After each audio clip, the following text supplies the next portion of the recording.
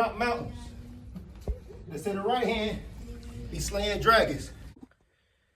The untouchable True School Sports Empire proudly presents something the boxing games are missing. Hey, what's going on? It's your boy BT, and I came here to talk some boxing with the thousands of True School Sports subscribers. All right, so we're gonna stay in Mexico, and we're gonna stay in the light flyweight division because, like I said, man, there's a lot of fighters out there that are really good that mainstream boxing media ignores for a long time. But that's why True School Sports is the home of boxing here on YouTube. That's why this channel is special, because we talk about as many fighters as humanly possible, and we talk about fighters before they become champion and things like that. So let's get to it, man. We're gonna talk about Erik Badillo, 19-0, 8 knockouts, one of the top light flyweight contenders in the world right now. He's knocking on the door. He's a guy that will be fighting for a world title this calendar year, and he could be Mexico's next world champion. So let's talk about him. Number 1 WBC contender, number 2 WBO contender, number 6 IBF contender. That's his current ranking position across the board.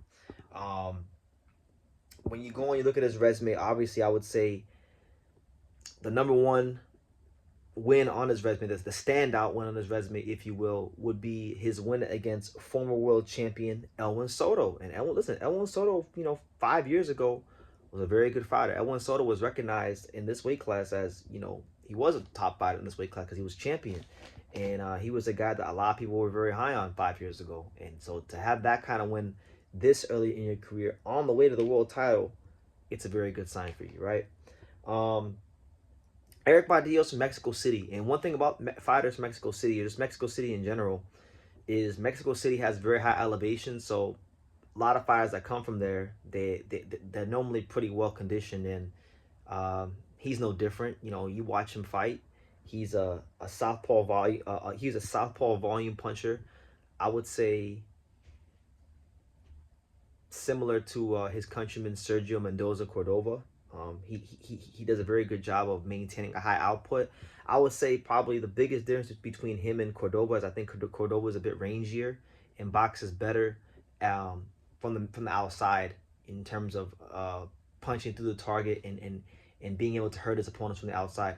As to Badillo, I think his home is more so on the inside in the pocket, and he's able to hurt you there. So that's how I would say the difference is between both those guys. As far as, like I said, number 1 WBC contender, he's actually the current mandatory to knock out CP Freshmart, who is the champion right now from Thailand. So right now, the mini tournament we have going on in the light flyweight division is Mexico versus Thailand, because you're going to have Sergio Mendoza Cordova from Mexico taking on Thangkok Simsiri from Thailand. That's for the IBF. And then now you got Erik Badillo from Mexico taking on knockout CP Freshmart from Thailand for the WBC. So look, Mexico versus Thailand, it's a mini tournament at light flyweight. In terms of Badillo's style, just other things in his style, one thing again that I think makes him a bit different than Sergio Mendoza Cordova is that I felt like his best quality is that he doubles up on punches and varies the punches very well.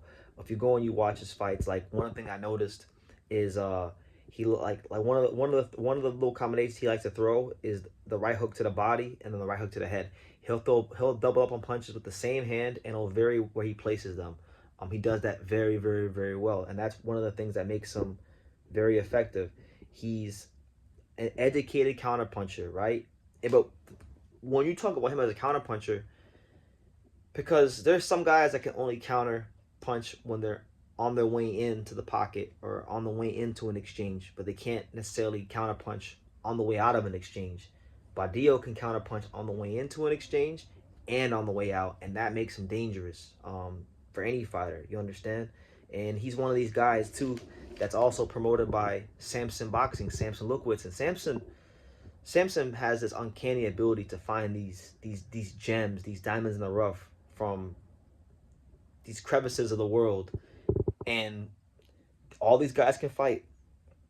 And he does a great job of eventually making all these guys world champion and giving them the best chance to succeed in their careers. So when I look at Erik Badillo, he doesn't necessarily have the knockout ratio of his countryman Sergio Mendoza Cordova, or maybe some of the other top contenders in the light flyweight division. But I'll tell you this, man, this is a guy, when you fight him, yo, you're gonna look like you were in a fight, because he can do a lot of things very, very well, from the volume punching to the counter punching to varying, his combinations with with the same hand, doubling up on punches. Like, he does a lot of things very, very well, and he beats you up and breaks you down.